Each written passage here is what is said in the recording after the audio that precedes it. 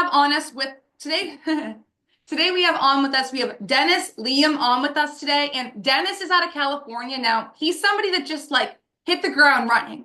Now, the topic was going from 0 to 100. I thought it sounded kind of like cool and fun. I mean, like, Dennis is probably like, I thought it was kind of cool and fun too, but it says going from 1 to 100, which like that kind of works too, because we all start somewhere. Okay. So Dennis started at 1. Dennis didn't even start at 0.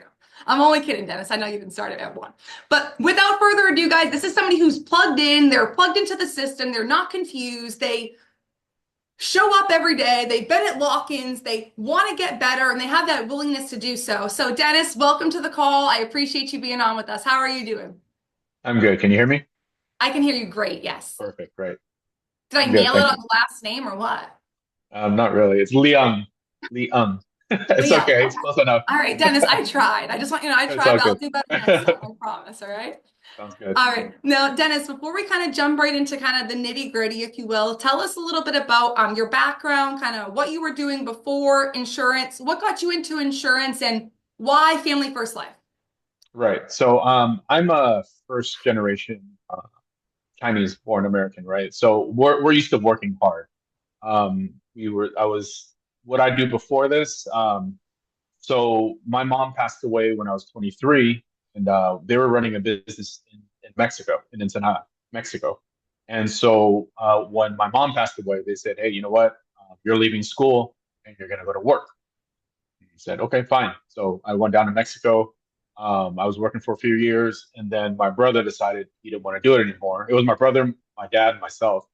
And then my brother said, "Hey, I'm out. You're taking over 6 months. You got to learn what you got to learn." And I'm out. So he took off, and so I had to take over the family business, and so that's what I was running. My dad passed away, and so I was just doing business in Mexico, running a business and building a brand, doing a seafood business. So that's what we were doing. And then I was able to do a lot of fishing, and so that's where I met my mentor, Clint. He got me into this. I was, I saw him on my fishing trips, and I said, "Hey, you know what? If you're doing it, it's got to be something, right?" So he's a great guy. He's solid. He's a great mentor. He's taught me everything. Um, he pushes me. He's my psychologist as well. He helps me with my mindset. He lets me know everything's going to be okay, and countless hours of me questioning life. He's always there for a phone call. It doesn't matter how late, doesn't matter how early. I mean, we'll get on a call sometimes at like 4 or 5 o'clock in the morning, or I'll talk to him at like 8 or 9 o'clock at night. Just we work around his family schedule, and he's always there for me. He encourages me, and then if something that he doesn't know, he asks me to like reach out to the FFL network, and then I always circle back with him and talk about it. Absolutely. I mean, to say the least, it's like Clint is there to help like everybody. So never mind Everybody. somebody, that's direct to him and he has a direct relationship with. And I love to hear how you met Clint on fishing trips. I think that that's really cool because it's something that you guys have a commonality in. Now I'm sorry to hear you lost your parents, really and truly. But at the same time, Dennis, what that kind of tells me from your background is you have a business mind, you know how to Mhm. build a brand, you know what you want to build, and you kind of know what you don't want to build. Would that be fair to say? Yeah, for sure. Yeah. So you definitely allowed your hindsight to be, your foresight too, which I, respect immensely. And, I love how you said, Clint's there for a call, like whether I need it, whether, I have 100 questions I want to enamor him with. Because Dennis, when did you get started with us? I started on, well, I got licensed, I think, earlier in 2024, but I was in the process of closing out the business because, things in Mexico got really complicated. Business was, after COVID, just production of everything just tripled. So my production costs went up a lot, really high. Shipping costs went up a lot. So I decided, you know what, this is, I better pivot now and get this taken care of and just move on. And doing that, I was watching Clint. We were always on calls. I was on your Zoom calls, and it was pretty didn't seem that complicated. So I started November 18th, made my first sale on November 19th, 20, and 21st. And I said, hey, you know what? Can't be that hard, right? So I Right. just jumped into it. Yeah. And I started buying leads in December. I love it. And I think that that's a testament too of like Okay, there was a couple of things you did, but they're not complicated. Would that be fair to say? Like they're not, you weren't like, oh my God, this is so complicated. You got on the Zoom, you heard Clint, you heard other people. You were like, you know, I got these leads. I'm gonna call them. The worst that happens is they say something silly, and someone else is gonna tell me, like Clint, be like, hey, you should have said this, or next time say this. We can do a little bit better here, right? When you have that when you have that foundation, it's a lot easier to feel confident sitting in the seat you're sitting in versus Dennis, can you imagine if you got started, no Zoom, you could just like you called Clint like once a day and you were like, this is what happened today. Do you Mhm. think you would have seen as much success as you did early on? I wouldn't even do it, honestly. I mean, I hear you guys' stories, how you guys have door knocked, how you guys had to like drive around, countless mistakes. And Clint always reminds me, like, um, I'm getting a lot faster because we're just advancing all his mistakes. He's passing on all his knowledge and everything that he's learned, and just says, it's a plug and play system. It's crazy. It's crazy.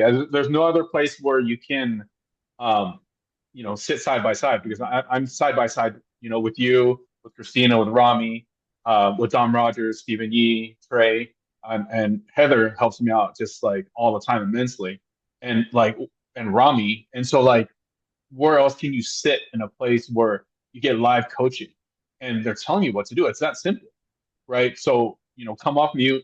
That's what you got to do. You got to come off mute and just do what you got to do. It's really not that complicated. We're not special. I don't think I'm special, right? I always say that I'm not special. I just work hard, and I'm not afraid to work. I'm not afraid to, wake up early and work 7 days a week. It doesn't matter. I don't care what time there's a appointment. I'll do it.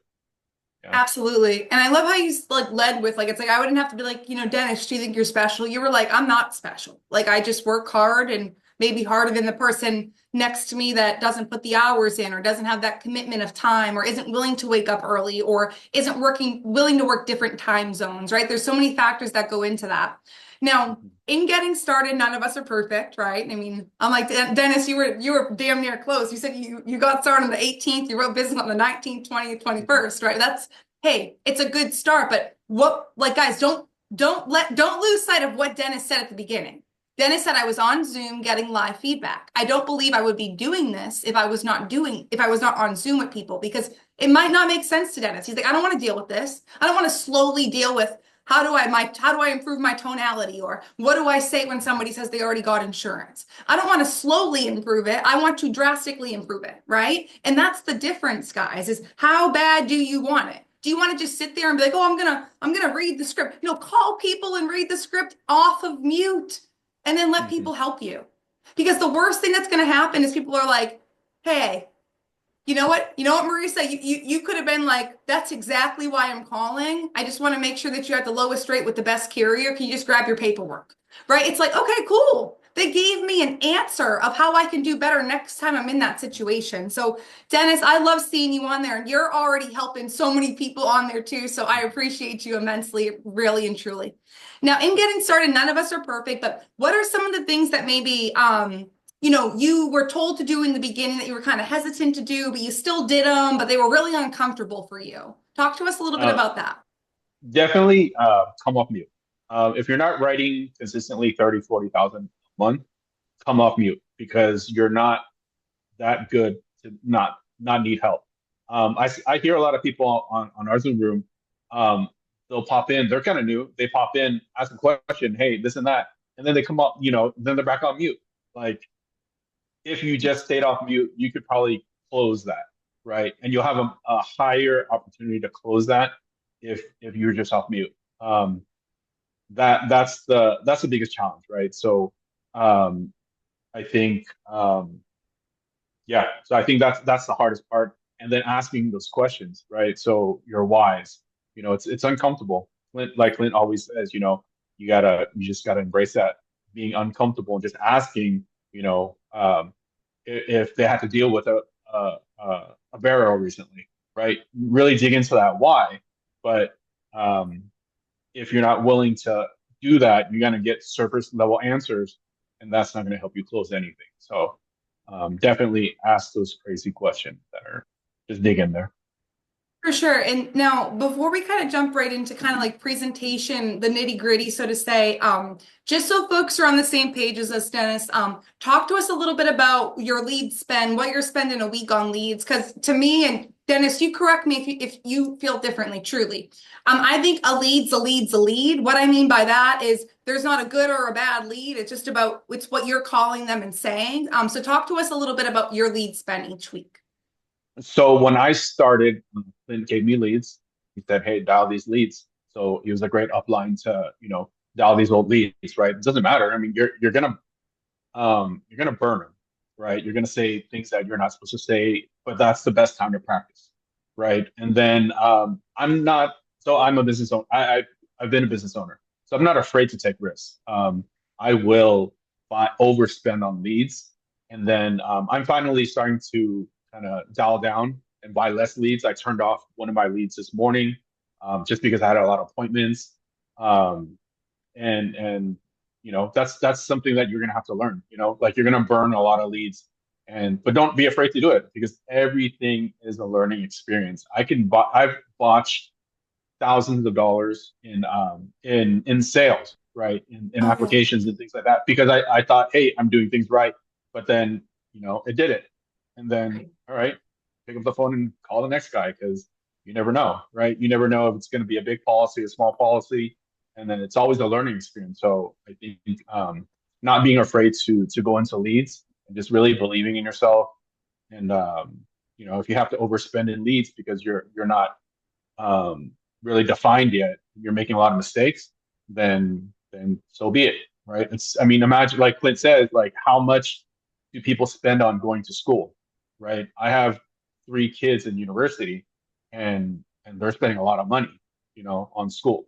So how much are you spending on leads? I mean, it's nothing compared to what my kids are spending on university, and you're already working, right? You're already able to produce, and they still have to pass other exams and do all that stuff for another few years. And yeah. And I really like that vantage point of, like how much would you spend on school, right? Because like, I did it, right? You're doing it with three kids, God bless you, and there's a lot of you guys out there that are doing it with your kids or you've done it yourself or both or whatever, right? It's about how much are you willing to just get your skill set that much better? If you can get it that much better, it only like, the skill set is only like this big, guys. If you can get it this much better every day, that's a powerful place to live in. And Dennis, what I kind of hear you saying is my skill set improved a little bit. It's a little pat on the back and a good job is always a good thing, right? And I was able to turn off this lead source because I no longer needed it to supplement. My skill is now helping me supplement. Guys, in time, that's what should happen. And I'm not saying your lead spend's going to go down to zero. I don't think Dennis is expecting that either. But it's more so about going from spending, I don't know, maybe 2,500 a week to spending 1,800 a week and yielding the same exact result. So it's like dial it back, but you have to dial it forward sometimes before you Mhm. dial it back. So I love how you said you're not afraid to take risks. You're leaning in and you're learning. You're looking at your leads like, okay, if this was literally, if guys, if we all took a step back and said, if this was a 4-year college course, right? Mhm. Like who would come out on top? Now, I don't know the answer to that, but what I do know is Dennis is doing everything that I am aware of here at Family First Life that he could do to be winning. He's leaning in, he's learning, he's always willing to take feedback. Dennis, I've seen people on the dial team that never made a sale give you feedback, and you're like, yeah, and in your back of your head, you're just like, okay, probably not, but at the same time, it's like you're open to the feedback. Guys, and that's huge. It's like, don't listen to the wrong person. That's not what I'm saying. But that's not what Dennis is doing. He's listening to the right people. He's trusting enough in himself to say, hey, what if I look at this like school? What if I look at this like, because it's going to produce me income right now. School is allegedly going to produce us income in the future, assuming that we get where we're trying to go. But this is right now, live. So now, Dennis, as it pertains to going into a presentation, right? There's going to be a couple of factors, but there's not people that at home practice in objections and rebuttals that we don't already know or we haven't really kind of seen. You get that one off, I'll call it. That's like a weird Mhm. thing that somebody will say, but for the most part, it's the same thing, right? So talk to us a little bit about some of the things that you do going into your presentation to make sure you feel like you're set up to success going into that appointment once it's first getting started. Okay. Well, before all that, I mean, I'm like Clint says, I'm a student of the game. I study a lot. I mean, like I'm up at, you know, 4 o'clock in the Talk morning, about four this a thirty. bit, Dennis. Yeah. So I go to the gym in the morning before I start, and I'm listening to Peter Roberts. I think his content's great on YouTube. You know how to really dig into the why, how you get tonality, how you get just all that, you know, all those details, objections. I've listened to countless FFL, you know, how to respond to objections. I practice with my team. I practice with Clint a lot. Clint tells me, hey, you know what? Like sometimes I don't hear it. You know, I'm used to being a boss, right? I've been a business owner. I've had people under me pretty much my whole life, and so my tone comes off, you know, like I'm a jerk sometimes. And he'll check me. He'll be like, hey, you know what? You're sounding like a jerk. Like stop interrogating people and kind of like loosen up and listen to people and that really helps. You know, he helps me out immensely. Yeah, helping me out with that. Another thing is I always prep beforehand, right? So you have income producing hours. You're gonna work during those hours. You're not charging your earpods. You're not charging your, you know, your headpiece. You're not finding, you know, you're not making your coffee. If you're dialing at 7, you're dialing at 7. You're not going to make coffee, right? Stephen Yee said the other day, you know, you treat it like a job until it pays you like a business, right? So you just got to grind. You got to focus on what you're doing. Dialing is what's going to make money. And if you're not dialing and you're making coffee or you're tying your shoes or you're taking your kids, you know, to school, that's not going to produce income, right? So I'm always prepared beforehand. Right, because if you have that choppiness, so to say, it's Hmm. not going to produce a consistent result ever, ever, ever, ever. Right. So Right. I love how you hit on that, how you start your day right. Because how you start your day is typically how you're going to feel throughout the day, right? And I love how you said you go to the gym when you wake up, right? Which is a good thing for you. You feel good about yourself. And then you're listening to folks. Now, whether that's within Family First Life, that's completely outside of Family First Life, you're listening to Dale Carnegie or Dale Carnegie and his best friends and his boys, right? Whatever it might be, you're listening to something positive as it pertains to going into sales that day. Is that Hmm. fair to say, Dennis? Yeah. Even And then even when, excuse me, even the mindset part of it, right? So Clint always says, listen to Jim Rohn, right? Just the motivation. I mean, I've questioned a lot of it, right? I've questioned it, like, hey, you know, what's going on? Like, my leads are weird, or you know, I didn't make any sales this today, and you just got to go in it and next day do the same thing, even if you have a great day. I've seen Clint not sell anything for a few days and just turn around and get 10,000, you know, on one day or 15,000, and it's like, you know, but if you're not mentally set mindset for that, it's, you know, it's challenging. right, if you're not mentally committed to that process of, hey, I might Hmm. sound amazing on Monday and talk to 20 people and close nobody. And then on Hmm. Tuesday, I might do the same thing. But then on Wednesday, you wake up with a bad attitude. One of two things is going to happen. If you have a bad attitude, you're going to just probably the same thing's Hmm. going to happen. You're going to be like, Dennis, I told you this would happen, right? Or you're going to be like, or you're going to be like Dennis and Clint and the people that are seeing success. And you're going to be like, okay, wait, if I just went 10 and 0 and 10 and 0, like the numbers are playing with me. I'm playing the numbers. I know my numbers. They're on the way.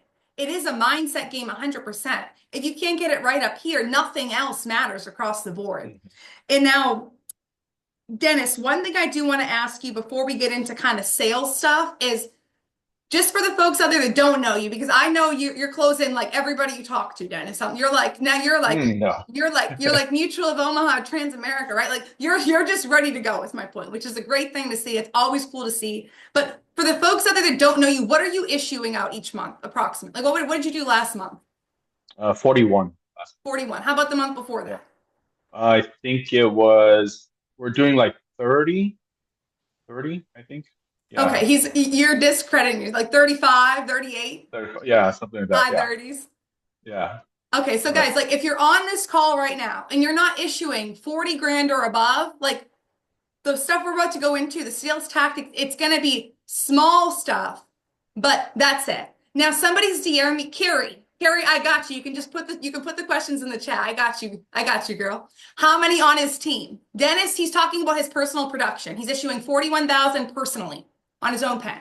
All right. So Dennis, No you dialer. talked, what was that?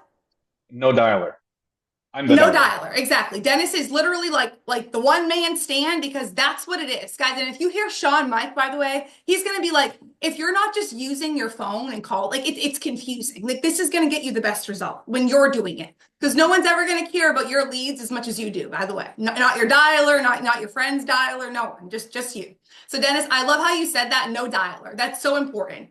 No dialer. Dennis is the dialer. Like I am the dialer. Like that's a good and healthy place to be, in my opinion. Everybody got their own strategy. I love you all.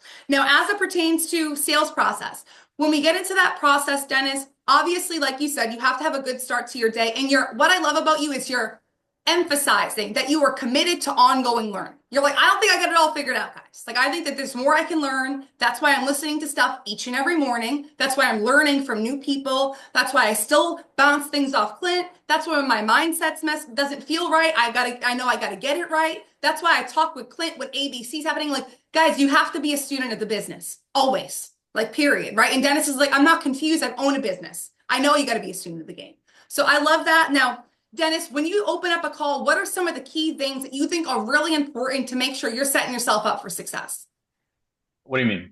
Opening up? Like in terms of like, let's just say you give me a call, right? Like, what are some of the things you want to make sure that you're providing to me to make sure, like, I'm like, hey, Dennis, yeah, I got 10 minutes. I'll grab a pen and paper. What are some of the things you're making sure I'm doing right off the rip? Right off the bat, I send my credentials.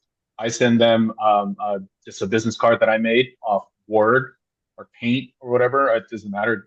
It works for me.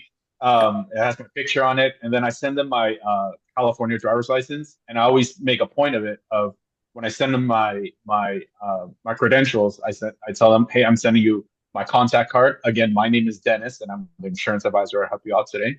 I'm sending you my California driver's license with my home address and my birthday listed. And then I'm sending my whatever state license. And then so with that information, you can verify me on that whatever state Department of Insurance and verify that you're working with a licensed professional. I think that really sets, I've talked to a lot of people that say, well, that's pretty professional. Like a lot of people don't send me their stuff, or they say, hey, you know what? I got a policy yesterday. Okay, who'd you get it with? I don't know. This some guy called me. So he didn't send you their credentials? It's like, no, I'm going to sell you a policy. Right.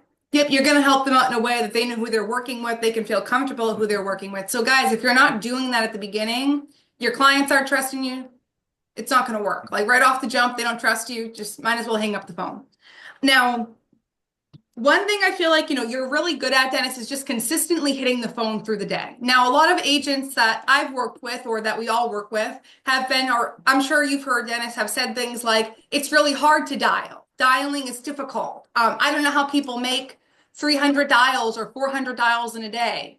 I don't know how you can live in California, but you can work a New Mexico lead and they're not going to be suspicious. What would you say December, to things January, like that? February, What was that March, last question? Guys, if you're December. unmuted,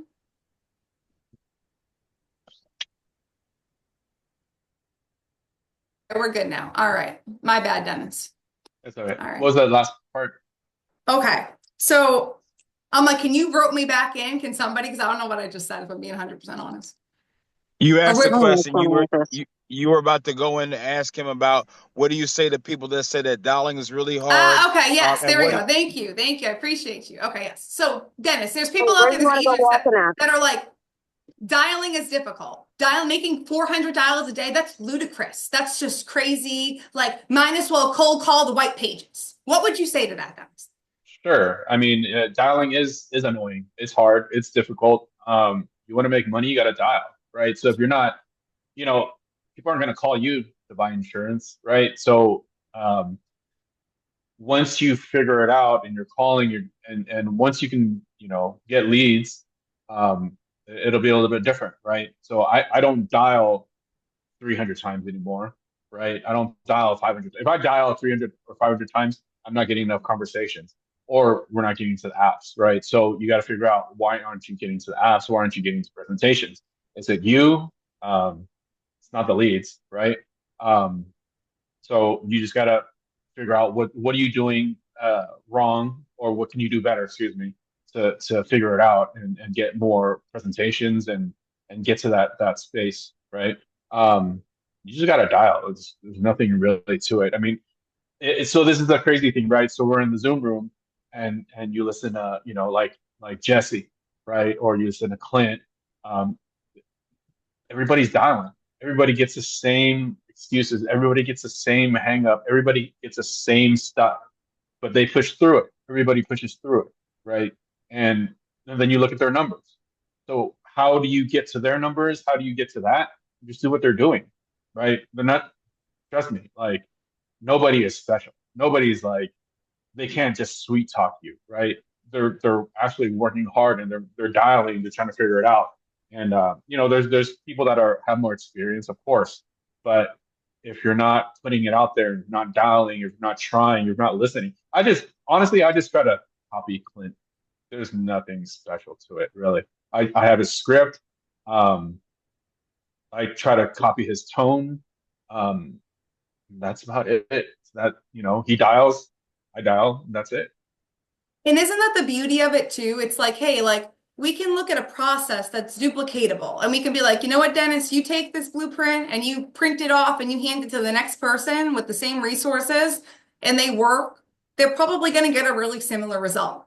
Now, on the other side of that, if we take the same resources and we sit there and we get ready to get ready to get ready to get ready, we're going to probably go paralysis by analysis. Now we're going to start thinking about things like, guys, by the way, I threw that New Mexico question when Dennis lives in California, because that doesn't bother Dennis. Dennis is like, yeah, I live in Dennis, I'm on the phone with you. I live in New Mexico. I'm like, well, you're out in California. I'm in New Mexico. Sure. Yeah, I'm licensed there as well. There's nothing to it. Right? We That's it. see, yeah, we see in the short time that I've been in the Zoom room, our Zoom room, like Pierce, Jade, and Bree. I mean, they're crushing it. And how do they crush it? I mean, Bree literally sounds like she was reading from the piece of paper in the beginning.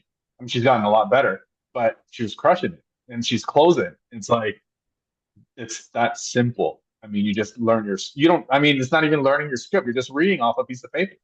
And then the support in the Zoom room, just right now, Jesse was helping, Adam, you know, and Trey was helping Adam, close an app. And where else do you get that? I mean, you get live, hands-on, assist, right? And that's amazing. 100%.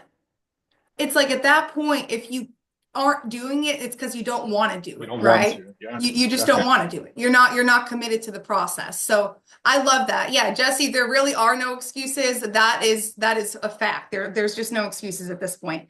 And now you talked a little bit about at the beginning, Dennis, how asking those hard questions were difficult at the beginning. I think that that's just human, right? I know for me it was really Mhm. difficult. For most people, it's difficult in the beginning.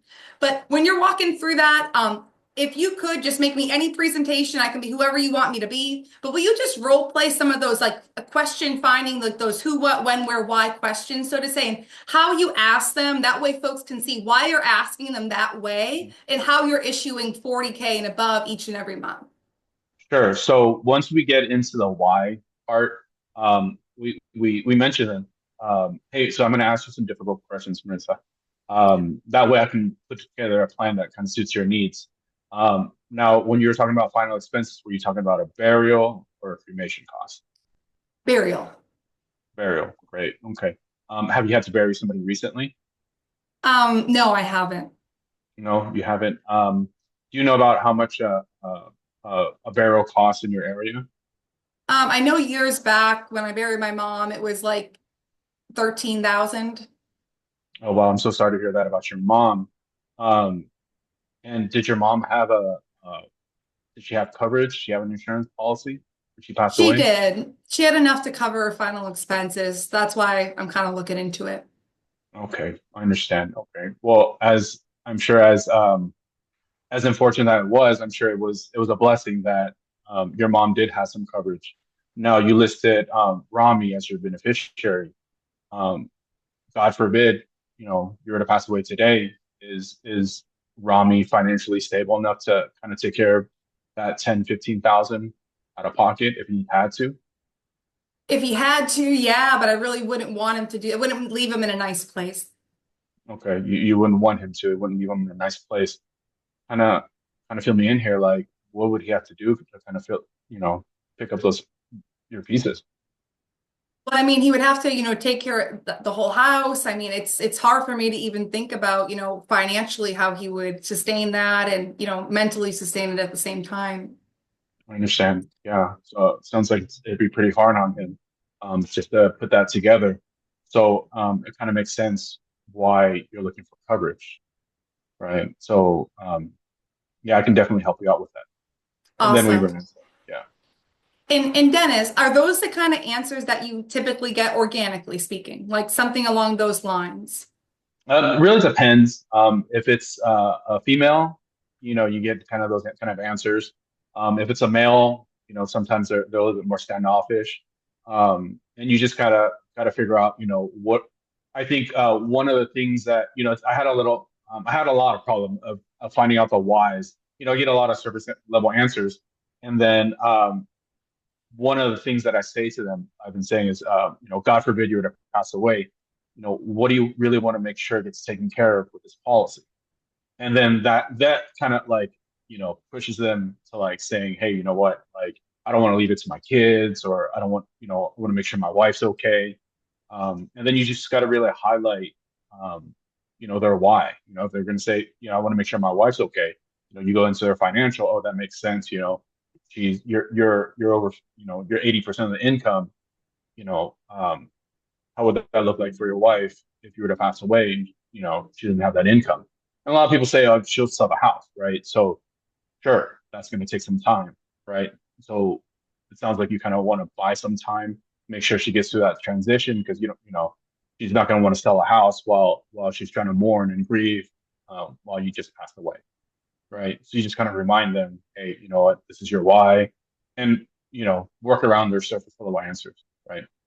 Absolutely. And I think that that's huge because it also goes back to Dennis, like how good did you do on your financial inventory, right? Like, are you collecting the information? Are you asking about the beneficiary? Are you getting their name if you don't already have it? Are you, using their name when you're talking about it, right? Just like you just did and asking those questions. And you guys might be sitting there on the other end, like those questions are really uncomfortable. Those questions are what we do every single day, guys. Those questions are the reasons why people go ahead and push and buy the insurance. And if you're on this call and you're like, I don't ask those questions, I love you, but that's the reason why your persistency is suffering because you're not asking those questions and somebody else is. Therefore, when that person talks to them like Dennis, they now feel more cared about. And guess what? No matter who you are, they want to rock with Dennis. They're like, I'm not even telling Dennis this person's name. I'm just going with Dennis. Because he cares. He cared enough to pull this uncomfortable question out of me. He cared enough to ask me what the situation would look like for my kids. He cared enough to ask me who's the first person my child's calling if I passed away last night. He cared enough to do that. When you go the extra mile, it's huge. And guys, it also pays out huge dividends, meaning that your persistency is good. It's not about how much you issue pay, it's about how much you keep,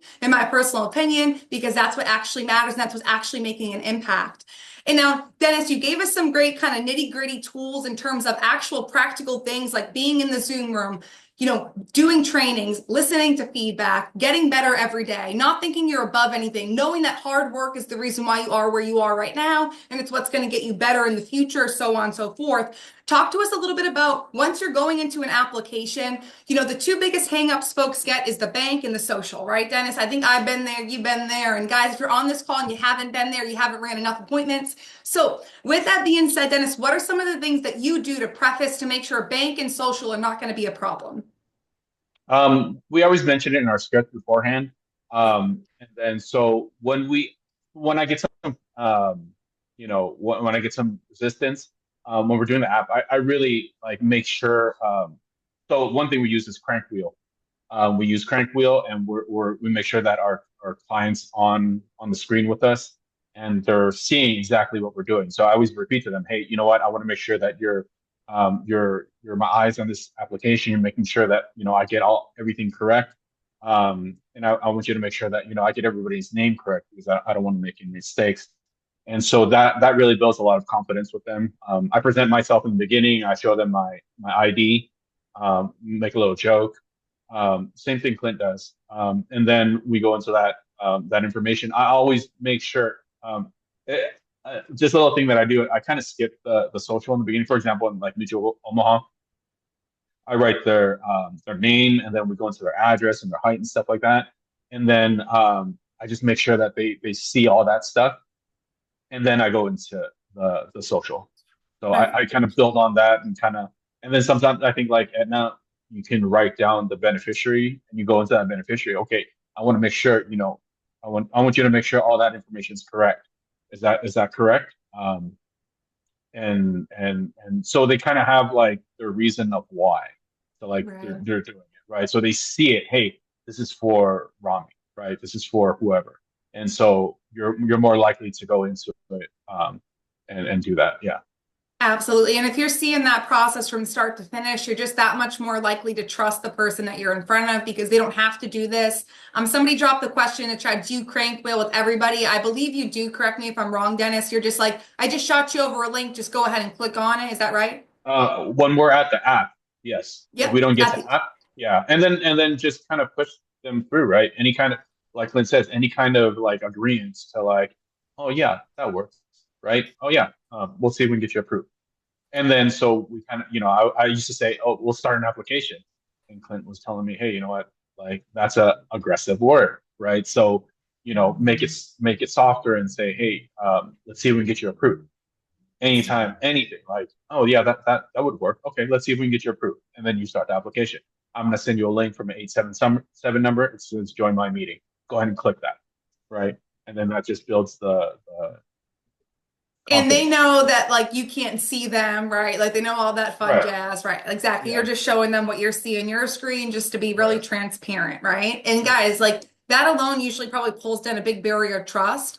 And I do believe, correct me if I'm wrong, Dennis, you do bring up bank at the beginning. You're like, if you do get this policy, what bank would you be using to fund the policy? Something along those Right. lines. And Yeah. being So able if to be Sorry, and real quick before you hit on that, being able to ask that question, guys, is just as important as being able to ask who's the first person you're calling if you had passed away last night. So Dennis, kind of just if you don't mind, just hit us with the bank one-liner. I You're just tell like, what them does that mean? no, Like, I my haven't my had. my my apologies. Go Like, ahead. like how do you throw the bank in there? Oh yeah, so if approved, so we say we go into their if approved, if approved, will you be using a traditional checking or savings account to fund the policy? And And that's most it. people just tell you, right? Probably checking. Oh, perfect. And then just move on. Yep. Don't marinate on that because you make them overthink it. They make them doubt like, why are you asking me that? Just move on. It's like no big deal. Yeah, it's a prime example of it's not what you say, it's how you say it, right? Exactly. It's one of Yeah. those times. It's like you have to just be like tonality is everything. And honestly, guys, if you're not getting on the dial team and you want to come and you want to steal somebody's process, because that's what we do in this business, we just duplicate somebody that is Mhm. doing better than us. Get on the dial team. Listen to everyone's tonality. And what I will say, Clint, I know you're out there, man. Like you have done wonders, not only for me, not only for Dennis, not only for so many people, but the tonality you have of just like I am here to help, but I don't give a damn. I ain't retiring if you buy it, and I'm not quitting if you don't. Basically, that Mhm. tonality is everything. It's life. It's what allows you to just do really well in the business. And now, kind of last thing before we wrap up, Dennis, it seems like your clients, they love you, they like you, they trust you. That's all good. They know that you care about their family. You're asking great questions. Now, in wrapping up that appointment, what are some of the things, or even just small things you do to make sure that your business is staying your business? So after we close that out, I always repeat to them, hey, this, your carrier, your policy number, all that stuff. I just do a quick review, and then what they're, when it's going to come out, once their payment's going to come out, it's gonna come out 3 to 5 days. Just be prepared for that. And then I always tell them that we have an admin. So luckily, Clint shares his admin with me, and then she follows up with them in about 3 days to make sure that they understand everything on their policy. And then 2 weeks later, make sure they got their policy in the mail and they go over through it with them if they need to. But one thing that I do myself, I always send them a text. I always send them a summary text, congratulations. these are the specifics. And then I go over that again. Like, you're going to get your policy in the mail between 1 to 3 days. Your draft date, it'll drop within allow 3 to 5 days for the first draft. And then I text them with my personal number. I tell them it's my direct number. I also send them my business card again. And then I send them, usually if it's, if the carrier sends me like Mutual Omaha, it says submitted or issued, I'll screenshot that and I'll text that to them just to give them a little bit more confidence. Because these people, they just gave you all their personal information. They talked about, where their inheritance money is going to go, and then, they don't know anything about you really, right? So I text them all that stuff with my direct number. I tell them that that's the same number my wife and kids call me on. And then yeah, I think that, and then if like, for example, in America, I'll do just a screenshot of it was approved and all that stuff. So yeah. Yep. And they can see their name, the policy number, Right. the approval, the amount, all that good stuff. Right. Okay. Right. Yeah. I love that because it's like you're reviewing, you're reiterating the payment, you're letting them know what to expect. You have your admin calling 3 days and then 2 weeks in, which I love that. Super smart, making sure everybody's on the same page. So it's almost like if you're going to lose business, you're going to lose it because you're seeing it probably right there.